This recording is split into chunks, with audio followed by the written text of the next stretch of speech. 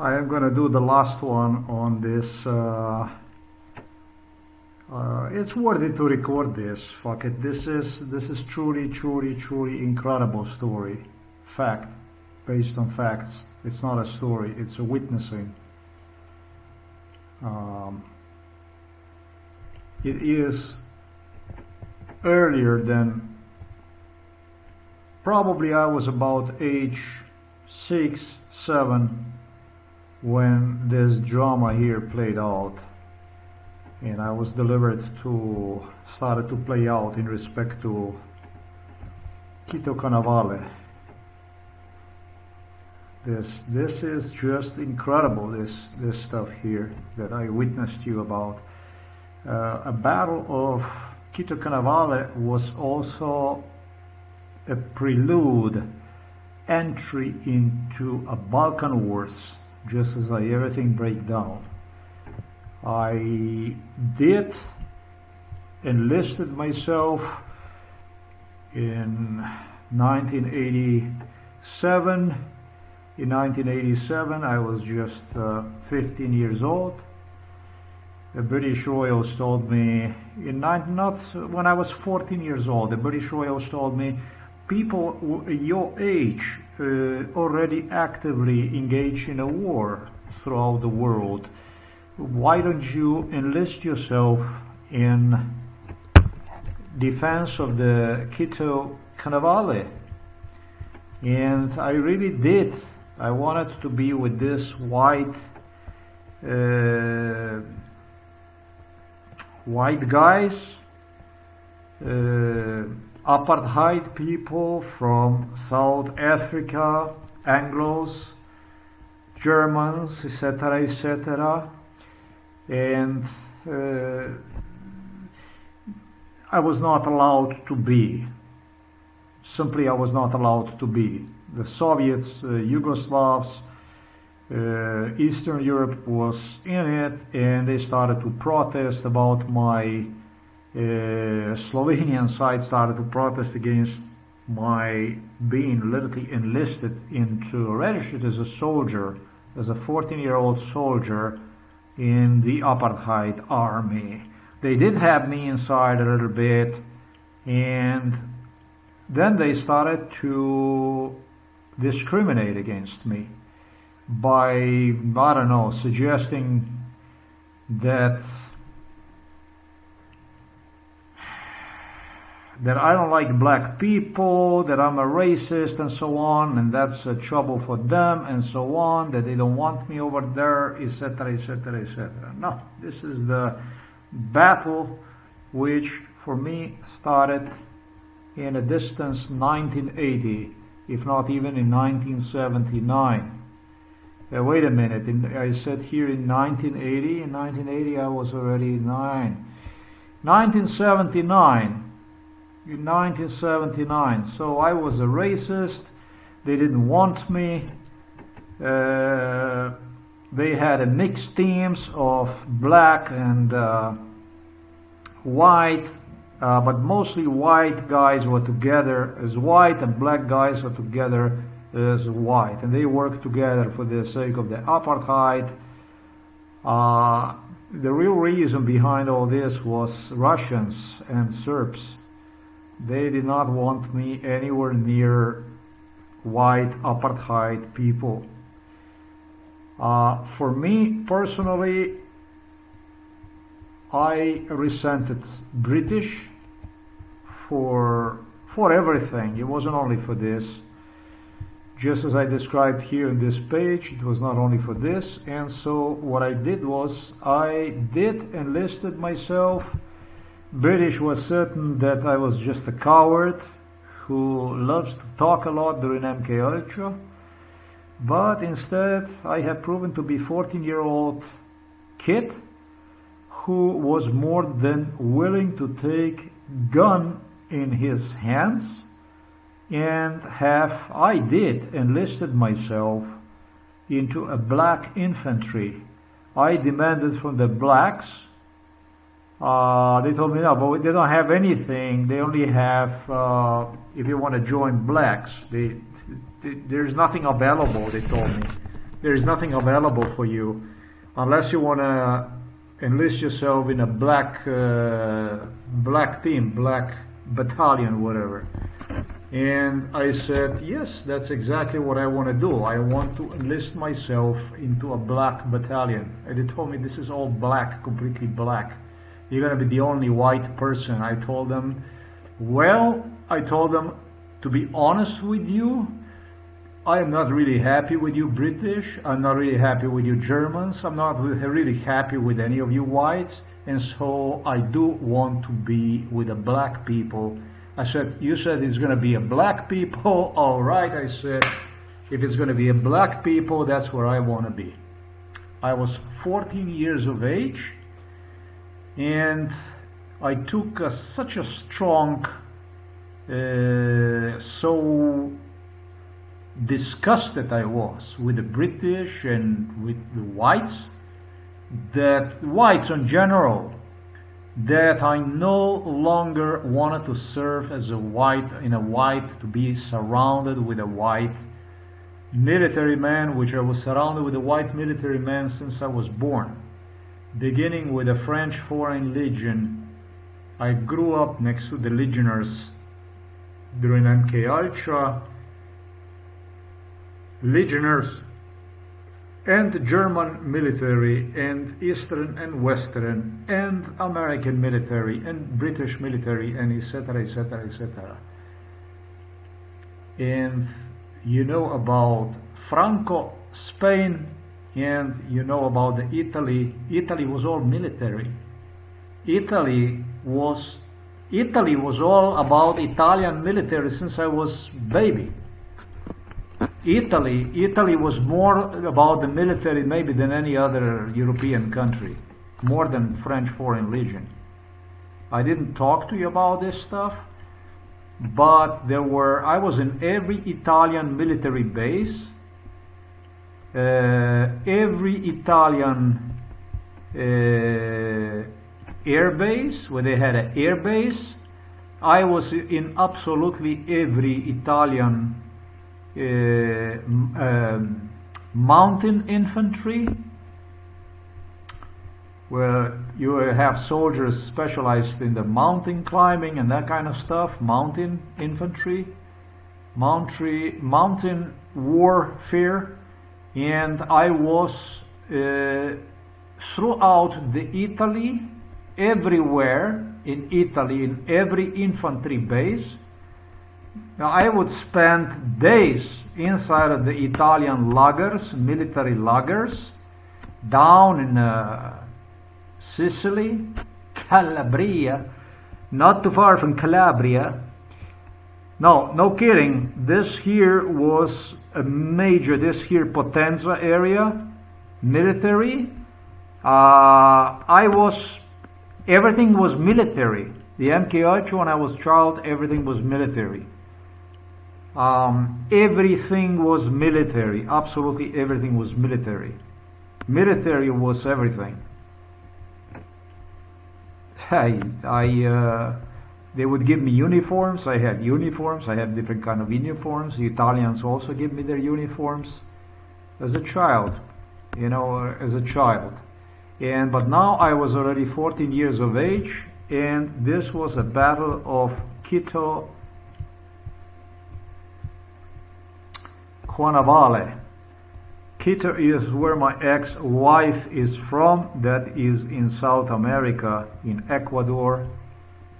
That is in Ecuador in South America, but this is Cuito Cuanavale. And the other one starts with a Q, this one starts with a C. Cuito Cuanavale is located here. When Harry had me tortured in Cuito Cuanavale during my stay inside of the psychiatric hospital Ljubljana Polje, that started at the beginning 2012, so you can imagine. He started to visit Cuito Cuanavale sometimes in 2011. He was absolutely obsessed with where I was, about my locations, etc., about my MK Ultra whereabouts, and follow up and document it, and I don't know, spread the friendship, whatever I was, etc., etc. And so, honestly, I was tortured so many times in this Cuito Cuanavale that when I came with a Harry, I asked Harry, where the fuck am I? I remember when they were taking me with the limousine out, and he said to me, just remember this. And I said, what the fuck is this? So many times I was, and there was so many different views they did not want me to see. You know, the picture, the entire picture about where I could be, that I could notice this from the map or something like that. But this place you can notice, if you see one, you can notice this place from a fucking satellite image, because it's such a barren place, desert, so strange place. For me, it was extremely, exceptionally ugly because of the story I already had written here. I was tortured here since I was 7 years of age, at least 7 years of age. It could be even 6. Soviets smelt that this will be a decisive city, Cuito Cuanavale, that this will be the main city. The information the Soviets obtained, all the information was literally through the British Royals. And British Royals,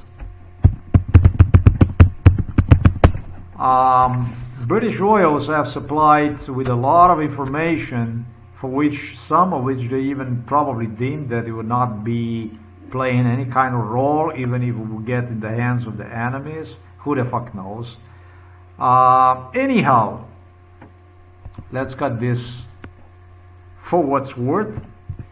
I enlisted myself at age, well, first of all, the background of this stuff. The background is that I was delivered at Cuito Cuanavale since I was 7 years of age, maybe even earlier.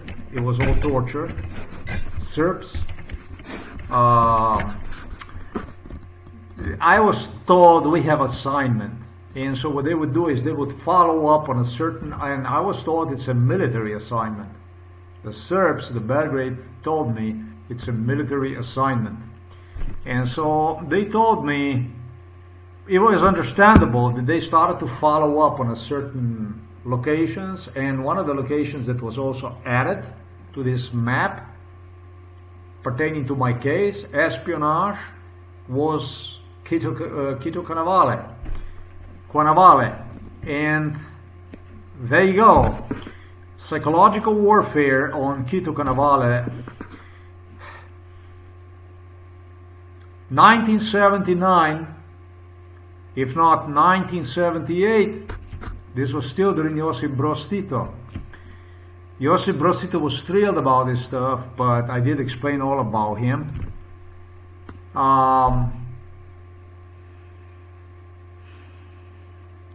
What they started to do is, I was used as a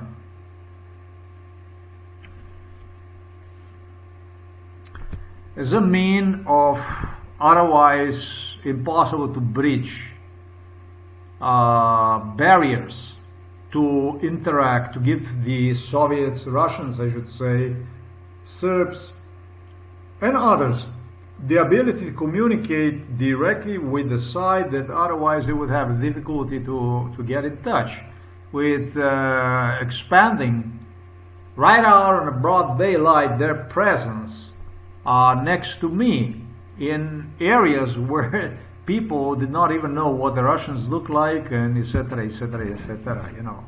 So it started in 1978, in 1979, the warfare on Cuito Cuanavale delivered me there for torture purposes, and interacted with also, systematically including with the soldiers, with the personnel that served the purposes of apartheid, South Africa. I did not specify here on this post, but Cuito Cuanavale was already finished. Cuito Cuanavale did not even exist, you know. They lied to you. If you're gonna go and you're gonna do the search, you do the search online, you know, and you know, they present Cuito Cuanavale as, you know, as a decisive battle, etc., etc. That's not true. That's not true. There was no decisive battle. These guys here that you see them, they were all betrayed. All of them were betrayed. All these guys were shot straight in the back.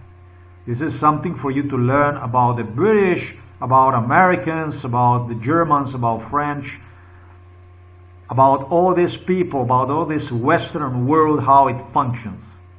Everything that you see here, this, oh sorry, shit, this is, who the fuck is this? I don't even know which side this is, and it doesn't matter. Whoever worked for apartheid, whoever worked for the West, was shot straight in the back, was executed directly from the rear. They killed this man here that you see, right here that you see. They killed them before they were even capable to respond, before they could even make any difference on the war field. Oh shit, like 1989, and it says right there. Okay, so this is a very, very educational video. This is going to be of the biggest interest. This is going to be to the Cubans, to the people who visit. They have commemoration about this battle.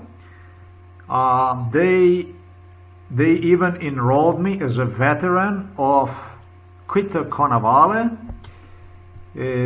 Talking about the Cubans, talking about the Angolans. Angolans were the ones that wanted to, and South Africans, they wanted to enroll me into veteran. They have like a veteran meetings where they meet and they discuss this. I don't know how the fuck you would.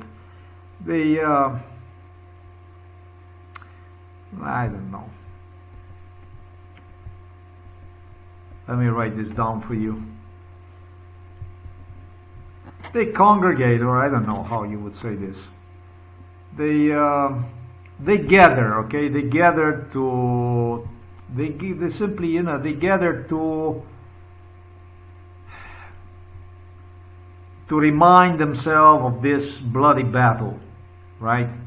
And so now we're going to get to why the battle was so bloody, and we're going to get to what really was bound to happen in this war, and why did not, and what actually really happened.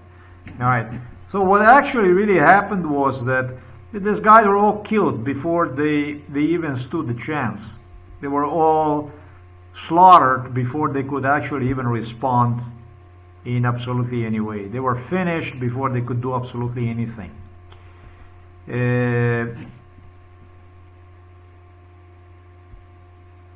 Cuito Cuanavale, as I stated earlier, did not even exist. The battle is depicted here, is bloody. Sure, this is totally fucked up when you see it, but the reality is something completely different, you know. The reality is that if that was for the real battle, the apartheid side would absolutely not lose this war. They had some kind of battalions even removed. The one who was making the decisions about the number of the soldiers, equipment, armor, who's going to be allowed to participate in it, literally were British royals. And this shit went on years ahead, and what you see here is a battle of dead people.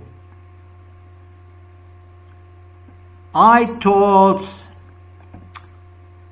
based on a torture, based on counterintelligence, I noticed within black squads pertaining to the apartheid imperial military, I noticed a tremendous fuck up, tremendous ready to surrender, ready to switch the side, more than ready to switch the side, etc., etc. They are portrayed here This is I suppose, I don't know, Soviet side, I should say Cuban side or whatever. It was bloody, it was bad, but I can assure you, I guarantee you, that half of the apartheid soldiers were just waiting to put the arms down. That's one thing, because it was this counterintelligence I am talking about, through which the commanders already were taught, that demonstrated that it's just a matter of time before the whole thing is going to fall down. Today, well, first of all, this for me, a loss for the imperial side, for me, was a catastrophe. Because it was a catastrophe for me, because it meant for me that the Russians won. And for me, this was probably the biggest moral defeat that I endured, with the Serbs and the Russians wildly celebrating like crazy, with the Slovenian side, like it was torture I endured since 1979, and when the war ended, I only realized the torture is not going to end. I was completely correct about it. The torture went on till many years after that finally stopped. And when I say many years after, yes, that's when I already departed to the United States of America. And still the torture in Angola would probably go on until maybe even sometimes close to 2000. So that you know that this is totally fucked up. The war ended in 79 and they continued to pick on me and do shit until 2000, you know. The circle of the people involved in the torture was not such a big circle, but it was entire Angolan, you know, all the government officials and top military commanders, absolutely all knew about this stuff. There's also decent numbers of soldiers. Absolutely, the white apartheid soldiers witnessed this. Not one, not two. At least from the apartheid soldiers that witnessed me participating in Cuito Cuanavale, I estimate there was about at least 300 soldiers saw me in person, get a hold of me, had me participate next to them also when they were doing the training, etc., etc. 300 at least. That's a big number. When it comes to the black soldiers, the number was more significant. I say this because of, you're going to hear me saying, like, they claimed that nobody knew about who I was. In continuation, I explained this. That's bullshit. Everybody knew very good who the fuck I was. I was Cuito Cuanavale. For those that fought in this battle, I was everything. My work for Cuito Cuanavale started in 1979. Yes, they had soldiers stationed in Cuito Cuanavale many, many years, even decade and a half, 15, 20 years. They had people like this. Yeah, that pretty much is what I was, except that I was used for the espionage, for the background talks, etc., etc., etc. These people, as I stated, they're all dead. Yes, the Battle of Cuito Cuanavale never existed. The Battle of Cuito Cuanavale never existed because it was never ever for the Cuito Cuanavale. What you see here in this picture is a battle for the honor, for the well-standing of the South African apartheid state. The Battle of Cuito Cuanavale never ever fucking existed. If it was for the Battle of the Cuito Cuanavale soldiers, etc., etc., Cuito Cuanavale would not be defeated in many years to come. However, what good is that to you? And it was an enormous problem that South African side had afterwards, because South African whites learned about this stuff. Everybody learned about this stuff. I was enrolled in, like I said, in this veterans of the Cuito Cuanavale. As crazy as this might sound, Cuito Cuanavale was only used as a form of sacrifice to convince South African apartheid government to lay down weapons to not get into any kind of physical, warlike, military confrontation. You understand? And further, it was used because, why? Because American Central Intelligence Agency and British MI5, British, learned that regardless of what the fuck they do, most likely, absolutely, without a fucking doubt, South African apartheid is going to be the next one who's going to collapse. And so because they planned on collapse of South African apartheid, as they knew it's just a matter of time. It's just a social structure that simply is not supported by, it was not supported by the world. It was apartheid, etc., and the world didn't want apartheid,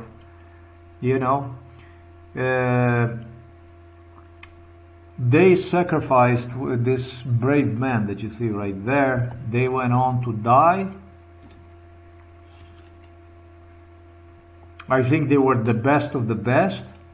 These blacks that gave their lives also with whites for their beliefs. There's a whole bigger story behind all this. They were all sacrificed to give the message to the world about toughness of the apartheid, about the possibility of war that would take place in South Africa, which, contrary to the completely black Angola, Angola is completely black, could turn in opposite direction. And what they wanted to do is they wanted to signal the world that in South Africa it could well happen through the bloody war that the blacks would be defeated and the apartheid would survive.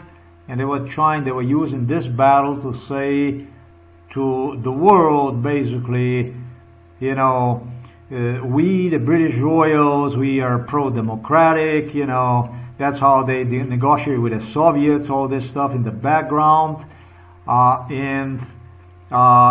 We side for the well-being, for the well of democracy, with Americans, etc., etc.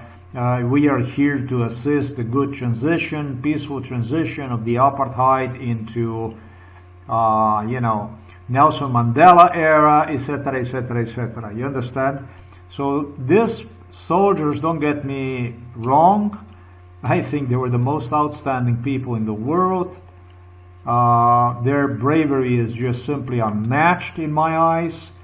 I will never forget there was a black guy who the blacks took me into their battalion, and I refused to be with the white people anymore. I told them that I don't want to have nothing to do with the white people anymore. The black people couldn't fucking believe the stuff I was talking about back then. I really didn't feel comfortable with the whites no more. They did this stuff to me already before. And so I had enough of this shit. And so I told the British Royals that I don't want to be with the whites anymore, that I want to have nothing to do with the whites, and I want to be strictly with the black people. I actually requested, this shit is real, folks. I requested specifically for the British Royals to in fact make sure that in a battalion where I would be, there would be absolutely no white people present absolutely anywhere. they talk about something else, it's going to be mixed. It's because I told them to fuck out. I don't want any white people around me. Period. No white people. I told them the fuck out. I don't want to have nothing to do with the white people. I got disgusted with the white people. I didn't see any kind of camaraderie that, you know, I saw this white cause as completely pointless, useless, and actually even counterproductive, because I felt that I more fit in the picture with the black people than with, in other words, I felt discriminated against. And so I didn't want to have nothing to do with the whites no more. I wanted the whites to fuck out in another battalion, and I don't want to have nothing to do with them. And I really liked these black guys that were there. They were playing with me, obviously. They're gonna put me in this black battalion. That this is it. They didn't know how the fuck to see this as. It was a completely black. There was some black guy who, I don't know, he was fucking around with me or whatever he was doing. But he started to really behave in exactly the same way as the legionnaires did. I was also used as a link between royals, between the highest politicians, and the military. So now if you had me in your battalion or whatever, the commander of this battalion had the ability to interact directly with the royals. You know, it's like, take the phone, hello, Charles, Andrew, you don't get this just like this every day. That's the way it was. That's why they, and on top of it, if I took a certain side, and I was very, very precise about it, I stick to it religiously. I would not quit. I would not give up on it, no matter what. And so they enlisted me in this stuff. I was trying to convince the black people, watching the stuff from the behind, to not try. This looked completely helpless. I anticipated it's going to be, and this is what I was explained, this is how they pictured me, the Russians, truly, with the other side, you know, how it's going to be half of the people that's just going to, they give me example, you know, you're going to be fighting and the guy next to you is just going to put the guns down in front of the enemy, and all of a sudden you're going to realize that there's not even half of you left and they're going to run you over. And that exactly is what was inside of my head. Based on the torture that went on, based on the background talks, based on the stuff that I know other people did not, I simply felt sorry, despite being tortured by the blacks pertaining to imperial side, or with some were directly traitors.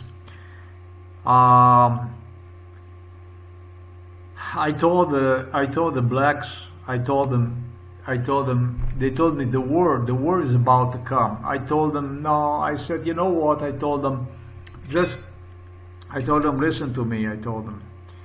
It was weird because I was always very, very supportive toward them. But 1 year before the war exploded, I feel that this is a totally lost cause. This is how much of this interaction in the background was. And so I told them, just a few months before the war, I started to tell them, no, just give up, just give up. And then it was days before the war.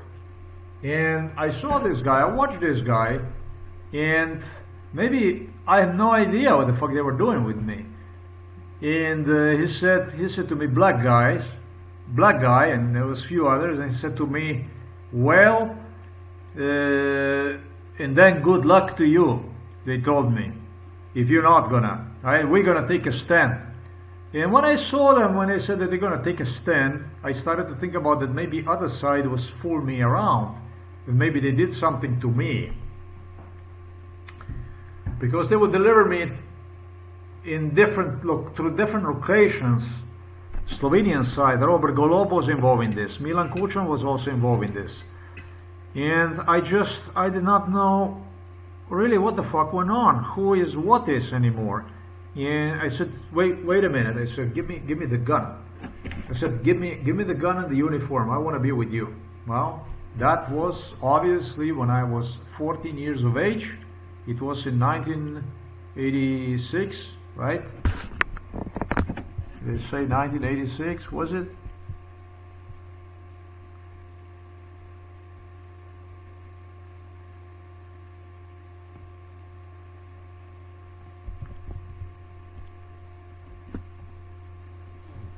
Hold on a moment. 1987. I was older than 14 years of age. And March 1988. This war did last a little bit longer even than 1988. It was like this. They told me about this stuff. It's like this. 1987, 1986,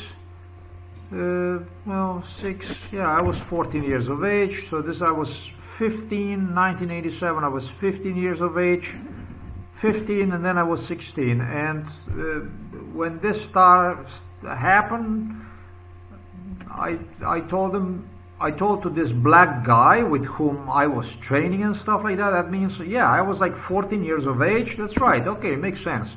14 years of age, and then you have the August 87 when the battle starts. Okay, so yeah, I mean, within this time here, I enlisted myself into this black battalion. I was with the black people. Absolutely refused to be with the whites anymore. And actually, no, from the beginning I was with the whites. That lasted, I don't know, a few months. And then I enlisted myself strictly into the blacks. And that lasted till the end of this war, whatever, I only was with the blacks. And so what happened was, I realized that the guy was not fucking around when he said that he's going to be fighting. Because either they had exactly the guy like this, or might have been this guy. He might have been fucking around with me, or he might have been a spy, or they might have imitated the guy, the other side. They were using people that looked just like to convince me that it's not worth it to fight. And when I saw them that they actually mean business, they're not going to back down, I said immediately, give me the gun. It was impossible to discern about who the fuck was who. It was very difficult. This was a very, very difficult thing. This was also, they referred to me, British referred to me that stuff. I think that British played me. I think that they had more than, I think that they were totally involved in what I stated. I think that these are bastards. These are the ugliest motherfuckers in the world. I think they did provide whatever was needed to imitate the other side and so on. It wasn't about the background talks, and it wasn't only about deciding what equipment, how many are going to go to where, what kind of battalion.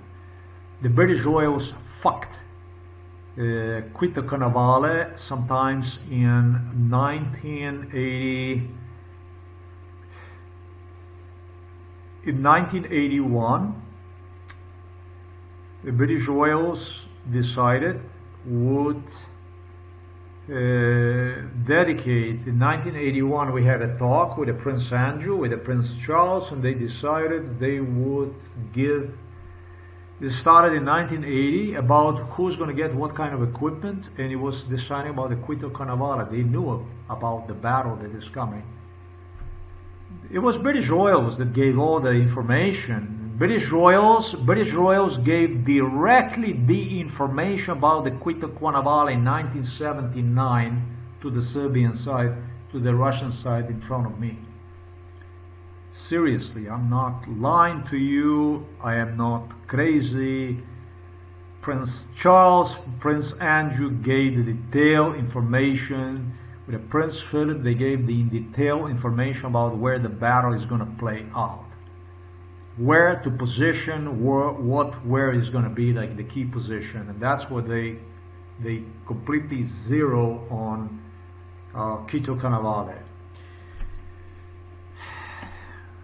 So this was a total betrayal of the side which British claimed they were representing. No. This American motherfuckers did the same thing. It wasn't only the British side. Who was the American? 1978. This was a Jimmy Carter. No, the Jimmy Carter was not the one. 1979 as well was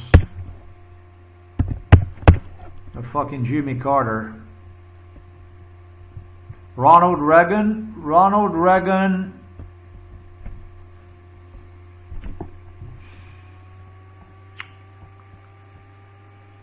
I don't know, but I know that Americans had to do with it.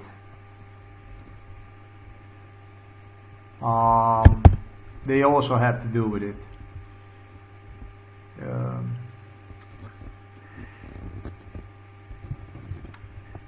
The one who did this shit with these three guys, you know, there's always the people that were around. Always the people that were around. This is what the Serbs, Russians had ability to meet with, folks, during MKH, like in completely casual, private, you know, privacy total. And so they get them exactly the zeros, you know, coordinates exactly through where the war is going to run through, together with the British Royals. And so that's what that is. The British Royals also decide about what kind of equipment, how much equipment, and that kind of stuff, and it was designed for a total fuck-up. Just sacrifice, basically, for the sake of the white people in South Africa, so those could maintain, you know, a dignity. Basically, pose a potential threat against the communism, also with the South African blacks. That would also revolt against the communism. They had a certain amount of black people available, disposable, that would stand up against the communism, etc., etc. And so they use this Cuito Cuanavale to make an impression that the last stand, it's not over with, you know, like a rattlesnake. You know, if you're not going to back down, it's going to be... And so this is what the Battle of Cuito Cuanavale was. And it's too bad, because the bravery was there. The people fought, and I just don't like losing. I mean, I just don't fucking like losing. This is just something that not acceptable for me. It's just as simple as this. Never was acceptable for me. It was just never acceptable for me. So this was a battle of the Cuito Cuanavale. That's exactly what this was. The war for Cuito Cuanavale ended. I maintained my status with the black people, pro-black people, until the end of the war in Angola, in the Cuito Cuanavale. I would refuse to have anything to do with the white soldiers. White soldiers in the Legion, French, they went completely berserk. This was sick behavior I displayed to Italians, to when it comes to the military. It was really like this, that I was looking for the black soldiers wherever the fuck I went, asking questions if they had any black soldiers and stuff like this. This is the way it was, and I told them that I don't want to have with the whites, with the military anymore, anything. This is the way it was. Till the British Royals directly took charge of it at the Buckingham Palace, at their palaces throughout the Britannia. Princess Anne told me that I am now mentally retarded. Even Princess Anne turned her back on me and started to threaten me with a psychiatric hospitalization, gesturing me that I am now like those whom I have watched as mentally ill, and therefore I should be therefore expecting to receive the same kind of treatment. Therefore, this is the case for the psychiatry. I was told by the Charles, by the Andrew, they told me that I was completely insane. That I was insane, they told me. That this is not normal.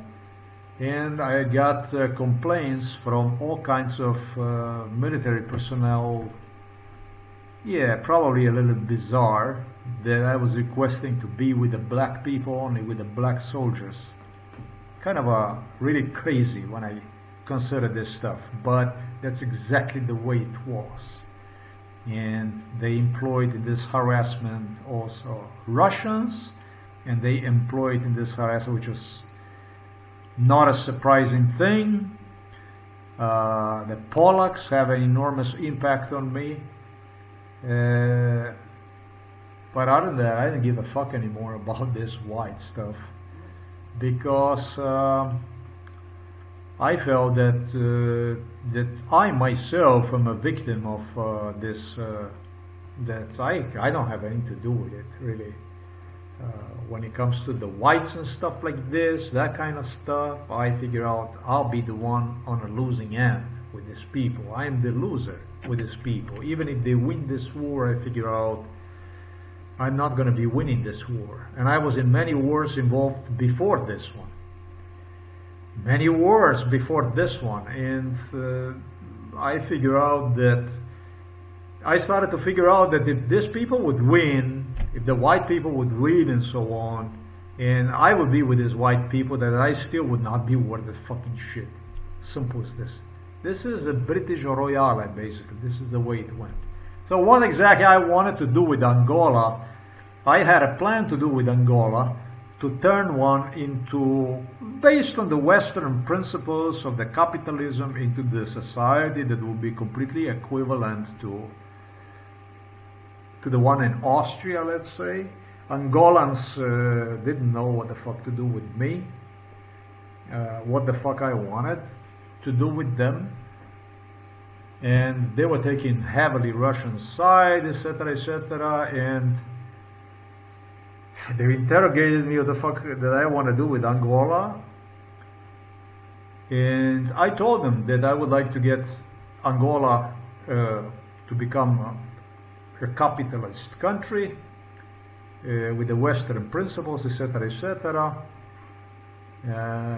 and example them with the Austria. And there was Angola, people from Angola who literally traveled to the Austria to scout Austria, to see how is in Austria, if the people live good. And so once they saw the Austria, they decided that it would be like this in Angola, that it would not be better at all. So they started to support me. This is kind of a crazy, but this is what the world was made. In a time when there was no internet and when there was a whole lot of less people than it is today, it was a little bit cowboy times. But this is really the way it was. This is really what is made out of. Now the guys from the veterans from Angola war, the Cubans and all kinds of veterans that you meet there. Righteously so, they're going to say to you that this was a tremendous battle, that this was a big battle, that this was a big victory for Cuba, which is a normal thing. It's a normal thing. This is a totally normal thing. The Cubans were involved in this. I was totally disappointed with this. For me, it was the end of the world.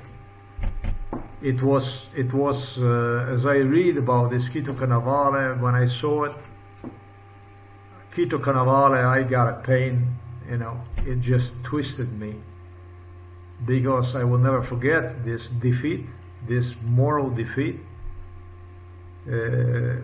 I was just stricken. It made me sick when I thought about this. It was very, very bad memory.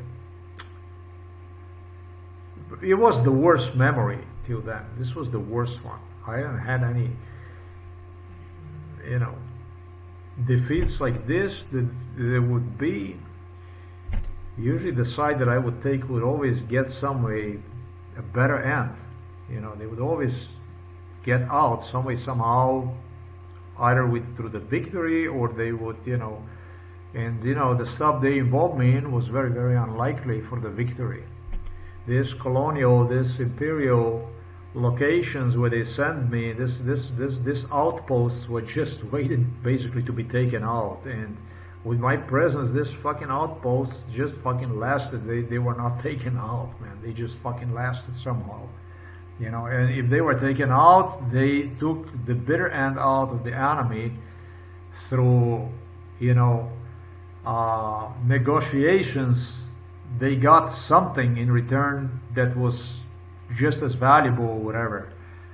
And so this for me was just one of the most disgusting issues pertaining to MK Ultra. For me, it was this age of betrayal, of negotiated fixed wars, battles, with men dying on a field without actually standing a chance against the enemy before the battle even commenced, as designed. For me, it was disgusting. For me, it was terrible. For me, this was just an atrocity. Especially because I considered that I easily could be one of them. I was asking the black guys, you know, to give me the fucking, you know, gun, to give me the fucking uniform, repeatedly, you know, and they were looking at me. They were, you know, what they would do, the same shit like the white guys in the Legion or whatever. They were looking at me. They were looking at me like they need something to believe in. You know what I mean? Like they need something to believe in. These soldiers, these old cats, the leaders of these battalions, of these regiments, they were just, he would go there and he was just standing, like he wanted the proof that there is somebody who believes in them. And when they got this, it was like you would give them a fucking jug, you know? They would just turn around and just run the opposite way to do the stuff. Seriously, this is the way it was. This is the way this shit was.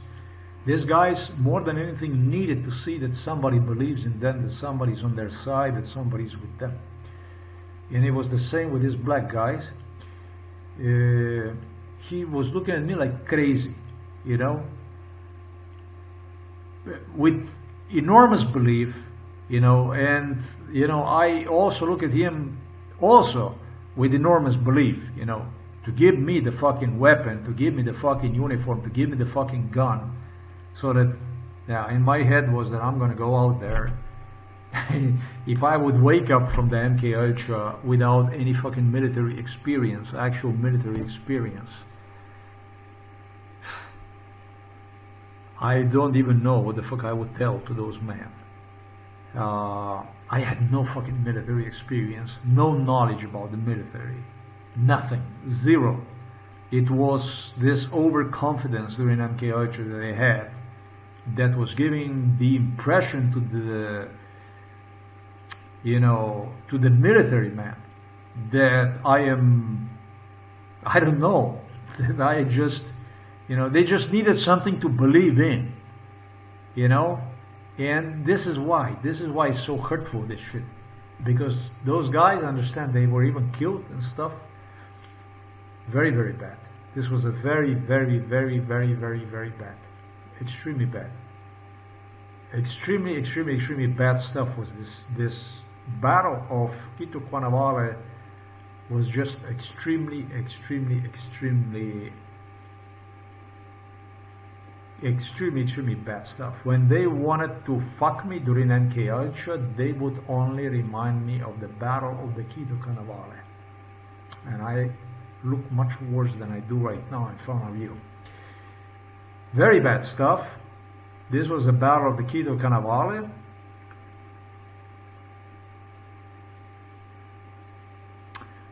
Yeah, absolutely. This colonial apartheid stuff, this shit had to go. This shit was not even good for the white people. This shit was not good for anybody, man. They were selling people behind their backs without people even understanding what the fuck went on. Very, very, very, very, very bad commercial for the Britain today, for America. But that's precisely the way it was. The South African whites did learn about this and went completely berserk, completely insane, claiming that they most likely could maintain the apartheid, etc., etc. You know, and I think about all this stuff, it's better you don't. When I consider all this stuff, it's better that you get along and work together with one another in your country. This switchboard, this London switchboard, did a lot of damage, and through it all, the stockpile of the stolen diamonds, gold, illegal transactions which involved oil, you know, all kinds of issues like this, increased enormously. They never lost a dime, they never lost a cent. They continued to upgrade, and along the way they just wanted to be more and more participant in the world, also through investments directly into China. It would be nice to know how much the British oils directly have in China. But that's, of course, that's impossible because that's all British industry.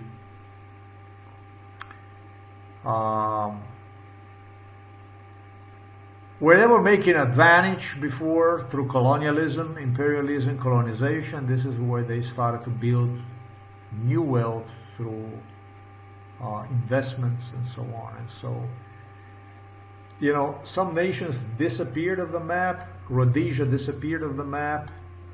South African apartheid is gone. Many others that were out there till the last one gave their lives out, died. They never lost even a single cent in the process.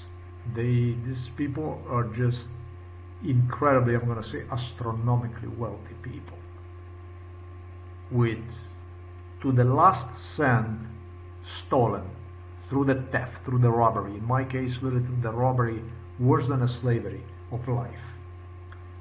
That's how the British oils built, and they don't give a fuck. These people are ruthless. This is just the business. If you're a small fish in this world, you'll get fucked. If you're gonna try to steal, let's just say, I was gonna show you a spoon, 10 cents, you can get inside of the jail.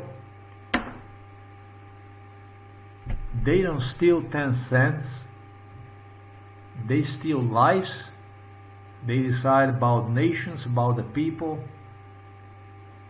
They have a different way, but they are, in a principle, is just, the people would know, these people, what this is. I don't know if they would still agree to have criminal records in respect to, I don't know, theft, robbery, whatever. That's how sad this story is. This is what this is. This shit is real. This is very, very real. This is just the way it is. Who knows about me? Everybody. Every individual who participated in Cuito Cuanavale today knows about me. Every one of them. They had me participate in the meetings in Angola, in Cuito Cuanavale. They would also in Cuba. They would have me meeting with everybody, with all the sides. They would start to meet one another, and they would deliver me there during MKH on those meetings. First, they already have long forgotten about me. They did not forgotten about me. They just removed me of the picture. And it's amazing how the people don't even register you. After a while, if you participated in MK Ultra, once you played such an important role that on the other occasion they don't know nothing about you no more. It is just as simple.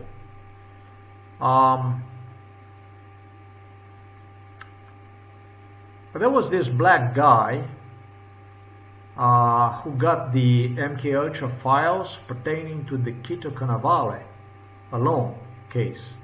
And when he started to read about this, I think this guy might be from South Africa, this guy. When he started to read this stuff, he became insane about this stuff. And as he started to see what the fuck really went on with the Cuito Cuanavale over the years, how the intelligence infiltrated inside of the Cuito Cuanavale, how they started to brainwash officers, etc. Make the change the environment around the officers. My case, he realized that I was more than just a veteran, that I was absolutely, that I should have been enrolled in this veteran. And then there was others that grabbed this book from him. He had this book first, and then they started to read this shit, and they went all crazy about this stuff when they learned about this, my involvement in this Cuito Cuanavale. My involvement in Cuito Cuanavale is minor despite everything. The guys gave their lives out there. The guys lost their lives. They lost limbs.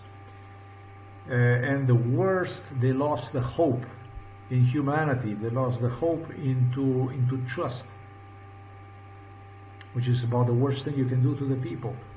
The soldier is in the worst position when he's lost, when he's left behind. That's worse than even if he loses the limbs. Talking about the soldier. Talking about the soldier. When you soldier, you see people losing limbs. You see people getting killed. And you know that there is a chance that shit is going to happen to you. And you know, when you know, you accept this.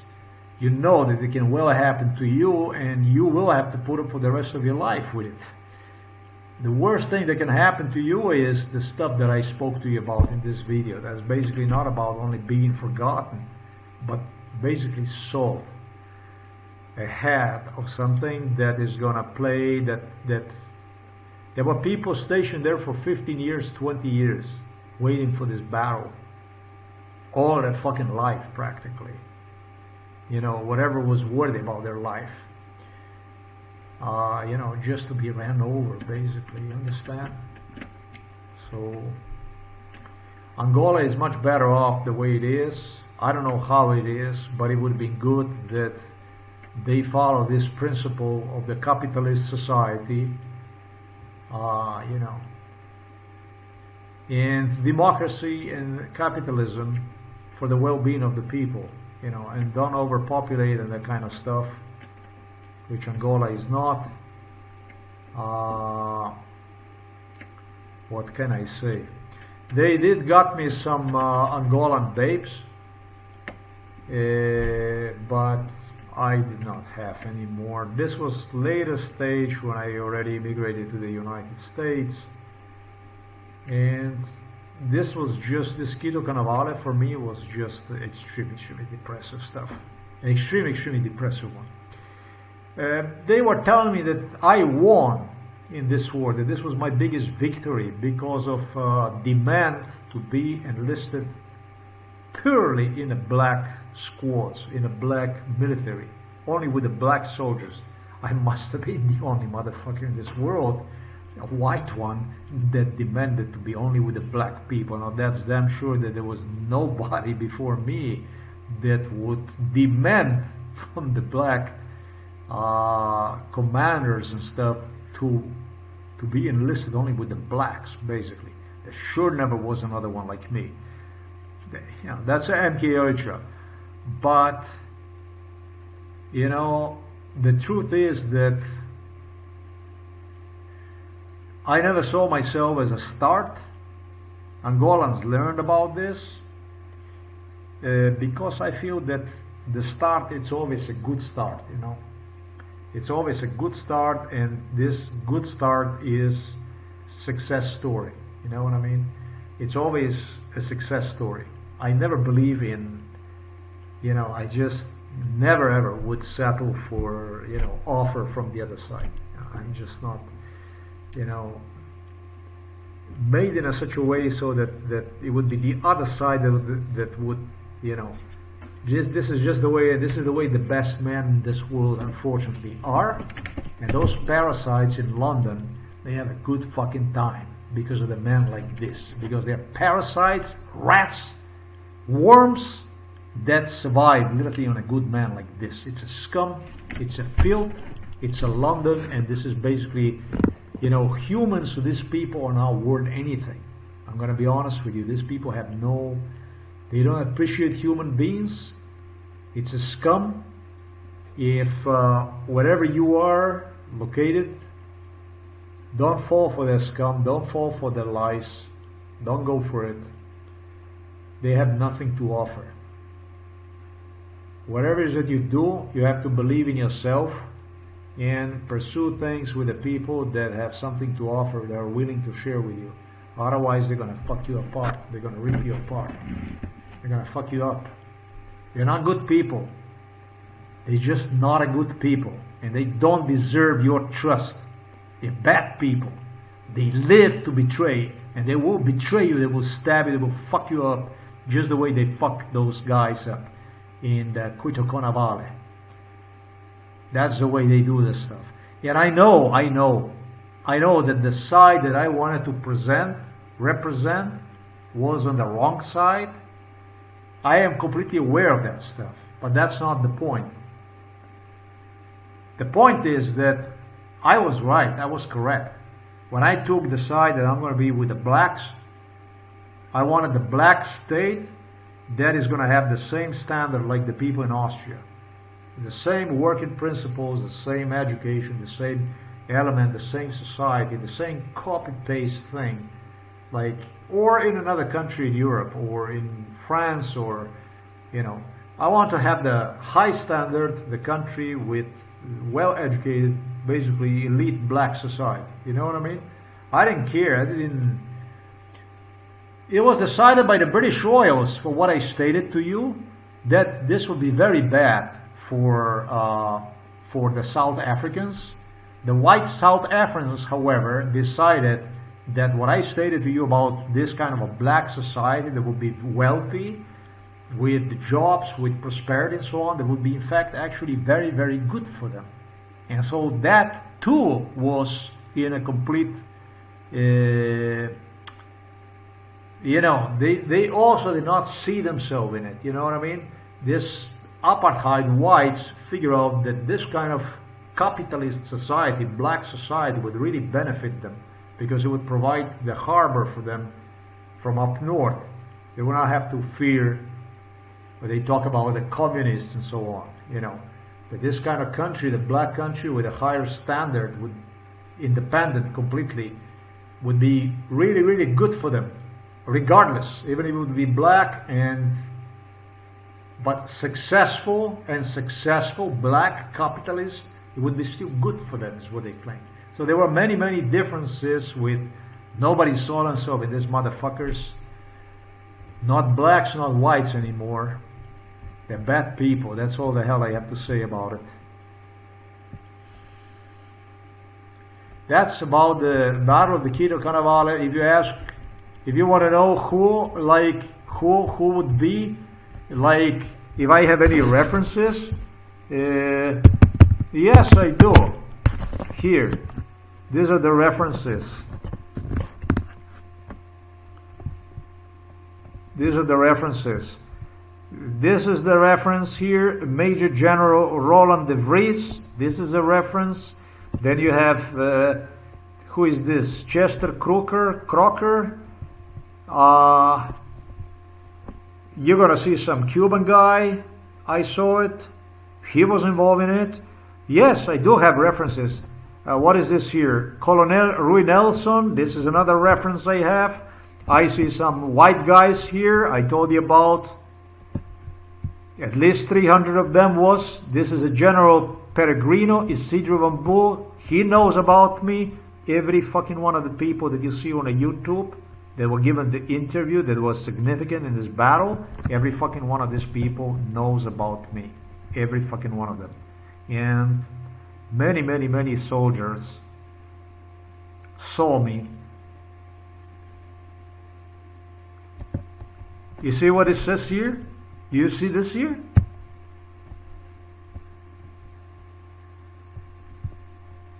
Do you see this? Do you see this stuff here?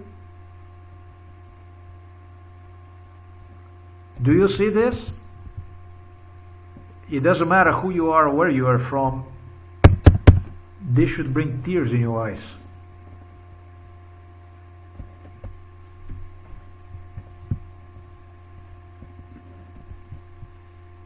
For the scum you're looking to every day in their media,